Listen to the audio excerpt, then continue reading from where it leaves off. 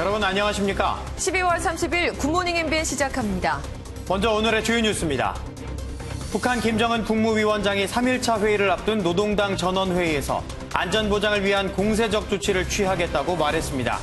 북한 ICBM 대응 동영상을 공개한 미국은 북한이 도발한다면 적절하게 대응할 것이라고 경고했습니다. 조국 전 법무부 장관 가족비리 의혹과 관련한 수사가 넉 달 만에 마무리됩니다.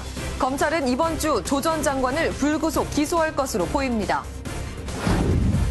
하명 수사 선거 개입 의혹과 관련해 검찰이 오늘 임동호 전 더불어민주당 최고위원과 김기현 전 울산시장을 동시에 소환합니다. 내일은 김 전 시장 측근 관련 최초 제보자인 송병기 울산부시장의 구속영장 심사가 열립니다. 추미애 법무부 장관 후보자의 인사청문회가 오늘 열립니다. 야권에서 제기한 울산시장 선거 개입 의혹이 핵심 쟁점이 될 것으로 보입니다. 국회가 오늘 본회의를 열고 고위공직자 범죄수사처 설치 법안에 대한 표결에 들어갑니다. 지난 선거법 표결 때와 마찬가지로 극한 대치가 예상되는데 권은희 바른미래당 의원이 발의한 수정안이 변수가 될 전망입니다.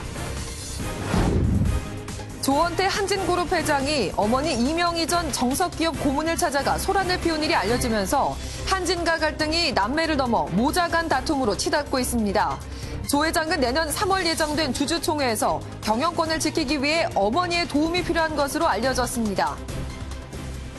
출근길 큰 추위는 없지만 낮부터는 찬바람이 불어오면서 내일 아침에는 서울 영하 10도까지 떨어진다고 합니다. 자세한 날씨 야외 나가 있는 기상캐스터 연결해 알아보겠습니다. 민미경 캐스터, 오늘 일교차가 크게 벌어진다면서요? 네, 그렇습니다. 오늘은 퇴근길을 대비해서 따뜻한 옷차림을 해주셔야겠습니다. 이 시각 서울의 기온이 4.8도로 평년 수준을 웃돌면서 크게 춥지 않습니다. 낮에도 서울의 기온이 6도까지 오를 텐데요. 하지만 이후부터는 찬바람이 쌩쌩 불어오면서 내일은 세미탄파가 찾아오겠습니다. 서울의 아침 기온 내일은 영하 10도까지 떨어지겠고요. 몸으로 느끼는 체감추위는 영하 19도 선까지 내려가겠습니다. 오늘 오후에는 한때 중부지방과 전북에서 5mm 미만의 비가 조금 오겠습니다. 늦은 밤부터 내일 새벽 사이엔 충남 서해안과 호남에서 눈이 내릴 텐데요. 예상되는 눈의 양은 호남과 제주 산지에서 1에서 5cm, 충남 서해안은 1cm 안팎이 되겠습니다. 지금 충북과 경북, 일부 호남에서는 비가 오거나 산발적으로 빗방울이 떨어지는 곳이 있습니다. 오늘 하늘에서는 점차 구름의 양이 늘어나겠습니다. 오늘 공기의 질 대체로 무난하겠지만 중서부 지역에서는 오후부터 나쁨 단계를, 밤에는 충북과 남부에서 일시 나쁨 수준을 보일 수 있겠습니다.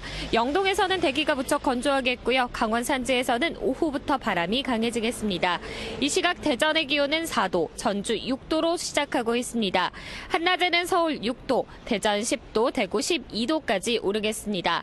해넘이와 해돋이도 궁금하실 텐데요. 올해는 전국 대부분 지역에서 모두 만나볼 수 있겠습니다. 지금까지 충무로역에서 날씨 전해드렸습니다.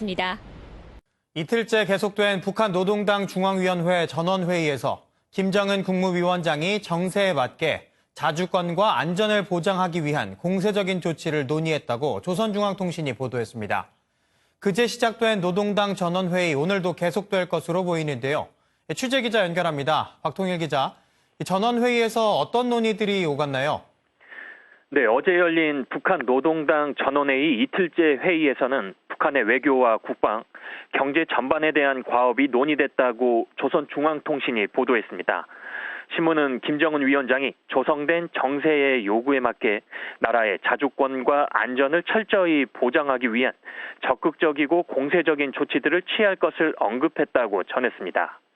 그러면서 대외사업부문과 군수공업부문, 북한의 무장력 임무에 대해서도 밝혔다고 전했습니다. 북미 대화가 진척을 보이지 않는 상황에서 자주국방을 강조한 것으로 해석되는 가운데 적극적이고 공세적인 조치가 무엇인지는 구체적으로 언급되지 않았습니다. 일각에서 미국과 대립각을 세우던 2017년 이전의 강경 노선으로 회귀하는 것 아니냐는 관측도 나옵니다. 통신은 김 위원장이 경제건설과 국가건설 전반에 대해서 전면적으로 분석했다고도 덧붙였습니다. 노동당 중앙위원회는 북한의 국가 전략과 정책 노선을 결정하는 모임입니다. 신문은 말미에 전원회의가 계속된다고 언급해 그제 시작한 회의는 오늘도 이어질 것으로 보입니다. 전원회의가 이틀 이상 개최되는 건 1990년 이후 29년 만인데다 참석 규모 역시 기존의 300명에서 대폭 늘어나는 것으로 알려지는 등 역대 최대 규모로 치러지고 있습니다. 전원회의 최종 결정은 새해인 1월 1일 김 위원장이 발표할 신년사에 구체화될 것으로 보입니다. 지금까지 보도국에서 전해드렸습니다. 중국이 유엔 안보리가 정한 북한 노동자 송환 시한 이후에도 관광, 연수 목적의 단기 체제 비자를 받은 북한 노동자를 계속 고용하는 가운데 북한이 비슷한 방법으로 러시아에 노동자를 파견한 의사를 전달한 것으로 알려졌습니다. 일본 아사히 신문은 러시아 간부의 말을 인용해 북한이 대북 제재를 피하려고 노동자를 단기 체제 비자로 내년 봄 이후 다시 파견하겠다는 의사를 러시아 측에 전달했다고 보도했습니다. 이 간부는 북한이 그런 식으로 노동자를 파견하면 제재가 계속되더라도 응할 생각이라고 말한 것으로 알려졌습니다. 청와대의 하명 수사, 선거부의 의혹을 수사하는 검찰이 임동호 전 더불어민주당 최고위원과 김기현 전 울산시장을 오늘 동시에 소환합니다. 검찰은 지난 24일 임 전 위원의 주거지와 차량, 사무실 등을 압수수색해 최고위원 시절 회의 자료와 서류 등을 확보한 바 있습니다. 검찰 수사가 속도를 내는 가운데 김기현 울산시장 측근 비리를 청와대에 제보한 송병기 울산부시장의 구속 여부는 내일 결정됩니다. 검찰은 송 부시장 영장 결과를 지켜본 뒤 송철호 울산시장과 한병도 전 청와대 정무수석 등 다른 핵심 인물들도 차례로 불러 조사할 것으로 보입니다. 연쇄살인사건 피의자 이춘재가 모방범죄로 알려진 8차 사건을 자백한 과정이 드러났습니다.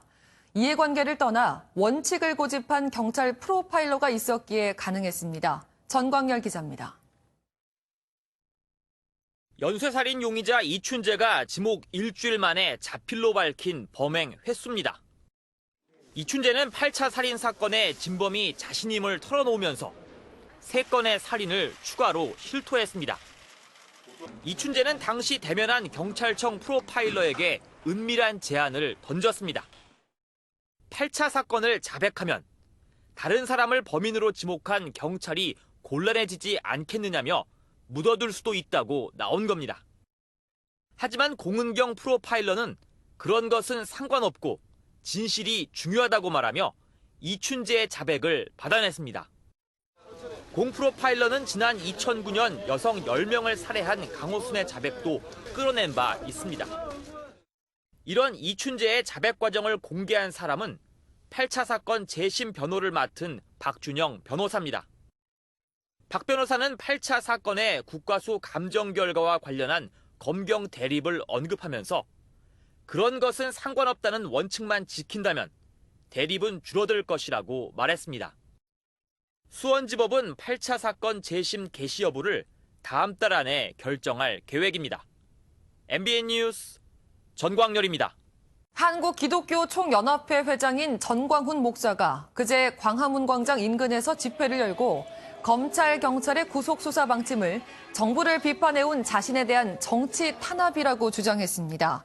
전 목사는 집회 참석자들에게 자기가 감옥을 가면 집회를 더 확대해달라고 말했습니다.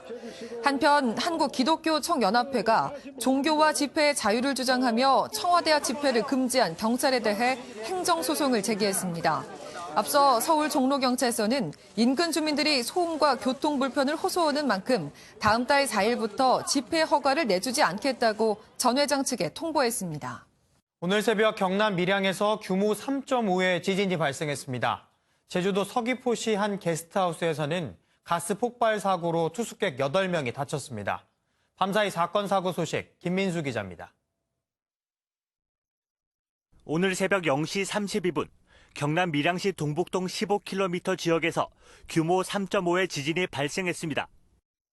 새벽 1시 47분에는 규모 2.1의 여진이 발생해 지역 소방본부에 문의 전화가 빗발쳤습니다. 피해는 없었고 유감 신고로 해가지고 지진 난 거 맞는지는 신고 많이 있었습니다. 비슷한 시각 세종시의 한 육군부대 보급창에 불이 나 4시간 만에 진화됐습니다. 인명피해는 없었지만 건물 한 채가 불타는 피해가 났습니다. 군 당국은 의약품 보관 창고에서 불길이 시작됐다는 신고 내용을 바탕으로 화재 원인을 조사하고 있습니다. 어제 저녁 7시쯤 서울 강동구의 한 3층짜리 주택 3층에서 화재가 발생했습니다.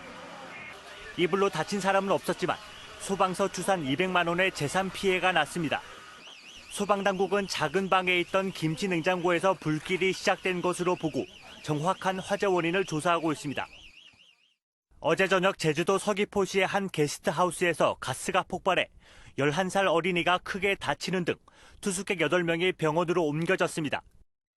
소방당국은 마감이 불량한 배관에서 투숙객이 요리를 하다가 LP가스가 새면서 사고가 난 것으로 보고 있습니다.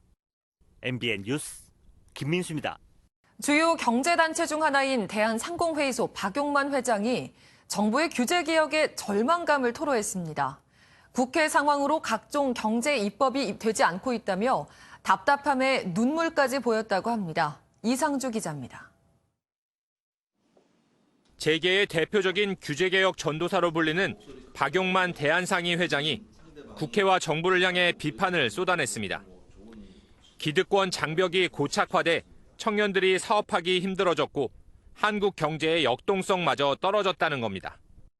개혁은 정치권과 정부 또 사회 각계각층이 다 같이 나서서 해야만 되는데 그 부분이 좀 잘 안 되는 것 같습니다. 실제 미국 경제지 포천의 글로벌 기업 순위에서 미국은 10대 기업이 지난 10년간 7개가 바뀐 반면 우리나라는 2개만 바뀌었습니다. 그만큼 사업 기회가 눈에 띄지 않고 투자도 적었다는 방증입니다. 특히 경제 규제개혁 입법 촉구를 위해 16번이나 20대 국회를 찾은 박 회장은 국회 입법을 이야기하다 감정이 복받쳐 눈물을 보이기도 했습니다. 최근엔 아수라장국회라는 얘기까지 이 경제 관련 입법 과제들이 어떻게 될지 답답합니다. 솔직히 말씀드려서. 허창수 전국경제인연합회 회장과 손경식 한국경영자총연합회 회장 등도 신년사를 통해 규제개혁과 법인세 인하 등을 강하게 요구했습니다. MBN 뉴스 이상주입니다. 국회는 오늘 오후 본회의를 열어 고위공직자범죄수사처 법안 표결에 들어갈 것으로 보이는데요. 여야는 휴일인 어제도 치열한 여론전을 펼쳤습니다. 더불어민주당은 공수처를 설치하지 않으면 검찰 공화국이 될 것이라고 주장했고, 자유한국당은 독일 나치 정권의 비밀국가 경찰이었던 게슈타포 설치라며 반발했습니다. 김도영 기자입니다. 고위공직자 범죄수사처 설치 법안 표결을 하루 앞두고 이인영 더불어민주당 원내대표가 기자회견을 열었습니다. 이 원내대표는 검찰 특권을 해체하고 새로운 시대로 나아가야 한다고 강조했습니다. 검찰 개혁을 완수하지 못하면 대한민국은 검찰 공화국이 됩니다. 검찰총장은 검찰총통이 되며 검찰이 주인되는 거꾸로 돌아가는 역사의 데자부가 선거법 처리를 마무리 지은 심상정 정의당 대표도 공수처법 처리까지 4+1 단일 대우를 유지하겠다고 밝혔습니다. 자유한국당과 검찰이 한 편을 먹고 4+1을 흔들어대고 있지만 저는 4+1의 굳건한 공조로 자유한국당은 문희상 국회의장을 겨냥하며 날치기 전과 3범으로 기록될 것이라며 공수처법 강행 처리를 저지하겠다고 주장했습니다.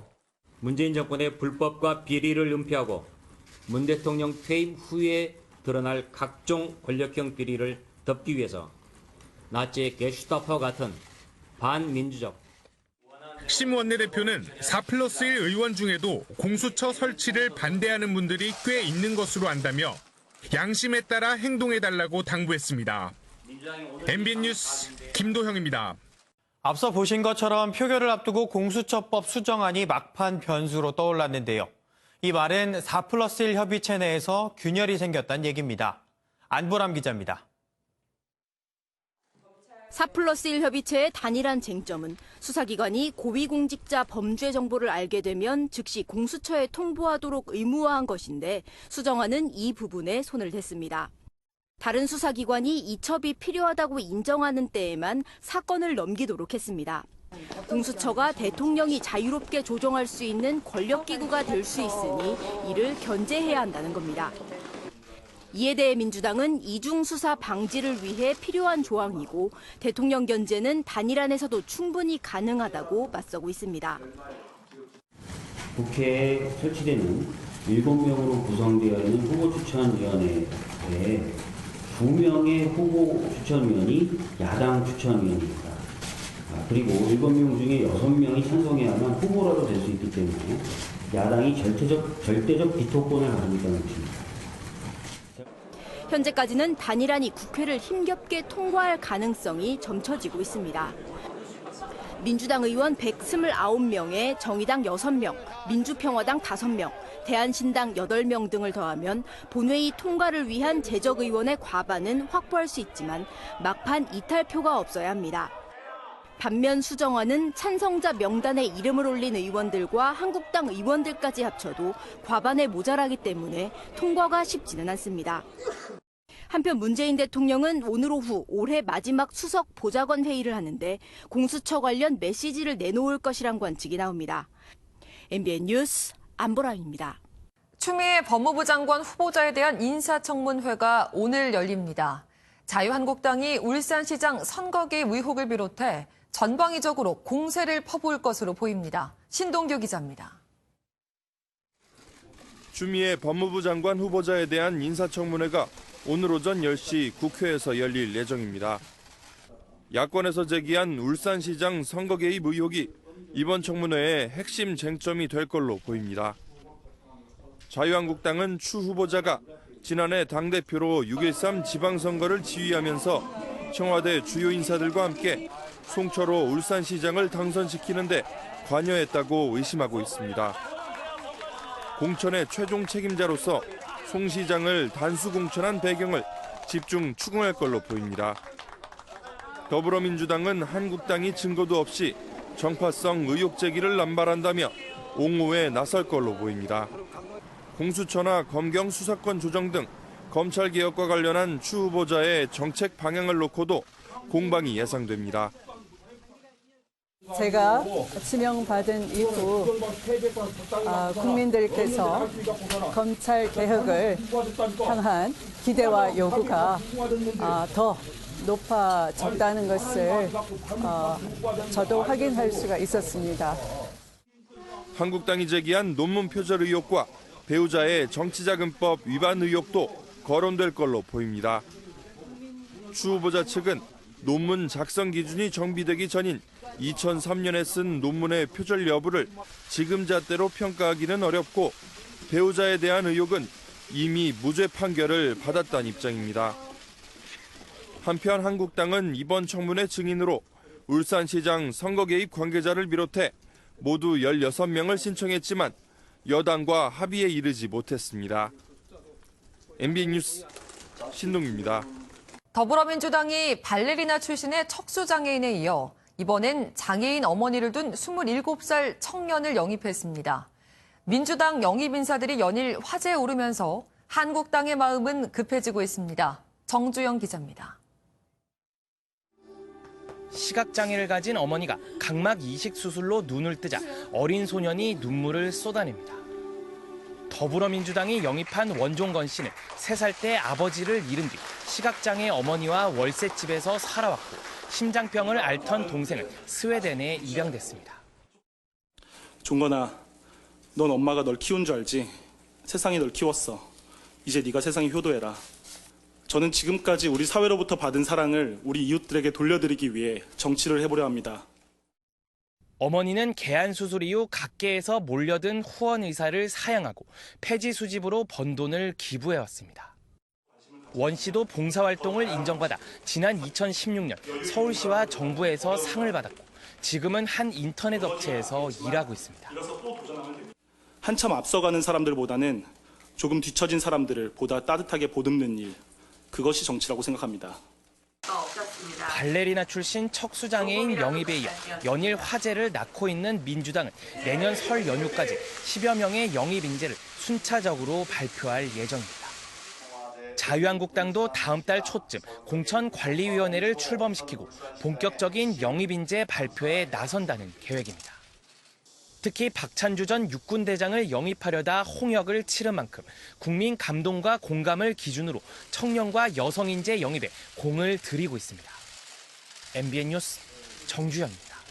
이렇게 남매 간 다툼에 이어 모자 간 갈등까지 불거지면서 조원태 한진그룹 회장이 내년 3월로 예상되는 정기주총에서 경영권을 유지할지에 관심이 쏠립니다. 현재 남매의 지분율이 비슷해서 어머니가 누구 편을 드느냐에 따라 연임이 결정될 것으로 보입니다. 길기범 기자입니다. 재계서열 13위, 한진그룹은 한진칼이 다른 계열사를 지배하는 구조입니다. 따라서 한진칼 주식 지분율에 따라 한진그룹의 경영권이 바뀔 수 있습니다. 그런데 경영권을 놓고 다투는 조원태, 조현아 남매의 한진칼 지분율 차이는 고작 0.03% 차이. 어머니 이명희 씨가 5%, 조현민 씨는 6.5% 정도를 보유하고 있고 강성부 펀드로 알려진 사모펀드 KCGI가 17.29%, 델타항공이 10% 등을 갖고 있습니다. 따라서 사내이사 연임을 노리는 조원태 회장 입장에선 가족 지분율이 매우 중요한 상황. 내년 3월로 예정된 한진칼 주주총회에서 이 씨와 조현민 씨가 누구 편을 드느냐에 따라 경영권의 향방이 결정될 수 있기 때문입니다. 따라서 이 씨가 사진을 유출한 건 조 회장에게 다른 사람 편을 들 수 있다는 경고를 보낸 것으로 해석됩니다. 이처럼 주식 지분율을 놓고 조 씨 일가 간의 다툼이 계속될 것으로 보이는 가운데 일각에선 가족 4명이 모두 합의하고 계열사를 나눠 가질 수 있다는 전망도 나옵니다. 최대 주주인 강성부 펀드가 경영 참여를 밝히며 압박하는 만큼 한진그룹의 경영권을 지킬 것이란 해석입니다. MBN 뉴스 길기범입니다. 이맘때쯤이면 보통 내년에 금연이나 다이어트를 하겠다는 다짐들 많이 하실 텐데요. 이런 분들은 이 리포트 잘 보시기 바랍니다. 건강에 돈까지 챙길 수 있다고 하는데요. 조성진 기자가 알려드립니다. 금연을 결심한 30대 직장인입니다. 이 씨가 금연 도우미로 선택한 것은 다름 아닌 한 시중은행의 적금 상품. 매일 응원 문자를 주신다고 하더라고요. 회신을 하면은 그게 또 입금이 된다고 하니까 쌓이면은 최고 3%까지 금리를 준다고 하니까. 10월 말 현재 은행의 1년 정기예금 평균 금리는 연 1.62%, 거의 1.4%의 추가 금리를 얻어주는 상품인 만큼 실제 금연 목표를 이뤘는지 보건당국의 인증을 받아야 합니다. 또 다른 은행에선 금연뿐 아니라 다이어트에 성공하면 금리를 더 주는 적금으로 시장에서 호응을 받고 있습니다. 그 목표를 계속해서 달성했을 때 이제 우대 금리를 드리는 최대 연 2.5%의 목표 달성형 자유 조건입니다. 기존에 있는 상품보다 다소 금리가 높은 편입니다. 또 금연이나 다이어트, 커피 안 마시기 가운데 하나만 달성하면 최대 연 1%포인트의 우대 금리를 제공하거나 걷기만 해도 기본 금리 2%에 0.1%포인트를 더 얹어주는 상품도 있습니다. 특히 이들 은행 가운데 일부는 확인 없이 건강 관련 서약만 써도 우대 금리를 주기도 합니다. 초저금리 시대, 건강도 관리하고 돈도 벌 수 있는 일석이조 상품들이 주목을 끌고 있습니다. MBN 뉴스 조성진입니다. 세월호 참사 단원고 희생 학생의 아버지가 지난 27일 경기 화성시 한 도로에 주차된 승용차 안에서 숨진 채 발견돼 경찰이 수사에 나섰습니다. 희생 학생의 아버지는 가족들에게 미안하다는 내용의 취지가 담긴 동영상을 남긴 것으로 알려졌습니다. 어제 오후 1시 반쯤 경남 진해경찰서 웅동파출소에서 혼자 근무하던 경찰관이 총상을 입고 숨진 채 발견됐습니다. 경찰은 파출소에 외부인 침입 흔적이 없는 점으로 미뤄 스스로 극단적 선택을 한 것으로 보고 정확한 사고 경위 등을 파악하고 있습니다. 다음은 굿모닝 월드입니다. 지금 호주는 폭염 예보에 산불까지 비상인데요. 건조한 날씨와 고온이 이어지고 있어 호주의 대표 동물 코알라들에겐 도움의 손길이 필요해 보입니다. 허겁지겁 물을 들이키는 코알라 한 마리. 자전거에 꼭 달라붙어 정신없이 마시는데요. 호주에서 자전거를 타던 한 시민이 물을 찾는 코알라에게 다가가 물을 줬습니다. 지금 호주 날씨가 무려 40도에 달하는데요. 산불이 번지고 있어서 코알라들이 물을 찾기가 쉽지 않다고 합니다. 혹시 호주에서 여행하시다가 코알라 보시는 분들, 코알라에게 물 한 병 선물해보는 것도 좋을 것 같네요. 멕시코 유카탄 반도에서 1000년 전 마야 문명의 궁전 유적이 발견됐다는데요. 어떤 모습인지 영상으로 함께 만나보시죠. 허름하면서도 거대한 유적이 보입니다. 가까이 가보니 창문의 흔적도 느껴지고 화려한 무늬로 꾸며진 벽도 보이는데요. 멕시코에서 발견된 마야 문명의 흔적입니다. 마야 문명 절정기였던 시기의 궁전이라고 하는데요. 연구팀은 이 궁전 유적 말고도 이 근처에서 다른 유적을 추가로 발굴 중이라고 합니다. 어쩌면 이번 발굴로 멕시코의 역사가 다시 쓰여질지도 모를 일이겠죠. 고작 1달러 때문에 이런 일이 벌어졌다는데요. 말도 안 되는 상황이 미국에서 일어났습니다. 화면으로 만나보시죠. 한 남성이 지나가던 행인에게 달려듭니다. 그리곤 쓰러진 행인에게 마구 발길질을 하는데요. 지난 성탄절 이브, 뉴욕에서 있었던 6인조 강도단의 묻지마 폭행 장면입니다. 이들은 사람을 마구 폭행하고 1달러를 빼앗아 달아나는데요. 폭행당한 남성은 안타깝게도 목숨을 잃었다고 합니다. 이 강도들이 어서 잡혀서 죄의 대가를 제대로 치렀으면 좋겠네요. 지금까지 굿모닝 월드였습니다. 2019년 마지막 월요일 출근길입니다. 오늘 아침에는 별로 안 춥네라고 생각하실 수도 있겠지만 오늘 퇴근길을 대비해서는 따뜻하게 입고 나오셔야겠습니다. 우선 이 시각 서울의 기온이 4.8도로 평년 수준을 웃돌면서 시작하고 있고요. 낮 기온도 6도까지 오를 텐데요. 하지만 오후부터는 찬바람이 쌩쌩 불어오면서 내일은 세미탄파가 찾아오겠습니다. 내일 서울의 아침 기온이 영하 10도까지 떨어지겠고요. 체감상 추위는 영하 19도 선까지 내려가겠습니다. 따라서 내륙 곳곳에서는 한파특보가 내려지겠습니다. 오늘 오후에는 한때 중부지방과 전북에서 비가 조금 오겠습니다. 늦은 밤부터 내일 새벽 사이에는 충남 서해안과 호남에서 눈이 내릴 텐데요. 예상되는 눈의 양은 호남과 제주 산지에서 1에서 5cm, 충남 서해안은 1cm 안팎의 눈이 오겠습니다. 지금 내륙 곳곳에서는 산발적으로 빗방울이 떨어지는 곳이 있습니다. 공기의 질은 오늘 양호하겠지만 오후에는 중서부 지역에서 공기가 탁해지기 시작해 밤에는 충북과 남부에서도 일시 나쁨 수준까지 오를 수 있겠습니다. 강원 산지에서는 오후에 바람이 강해지겠습니다. 이 시각 기온입니다. 강릉 6.5도, 대전 4.2도, 대구 2.6도입니다. 한낮에는 서울 6도, 대전 10도, 대구 12도까지 오르겠습니다. 내일은 전국 대부분 지역에서 해넘이를 볼 수 있겠고요. 새해 첫날에는 영동과 영남은 맑은 하늘에서 그 밖의 지역들은 낮은 구름 사이로 새해 첫 해를 만나볼 수 있겠습니다. 올해 마무리도 잘해주세요. 지금까지 충무로역에서 날씨 전해드렸습니다.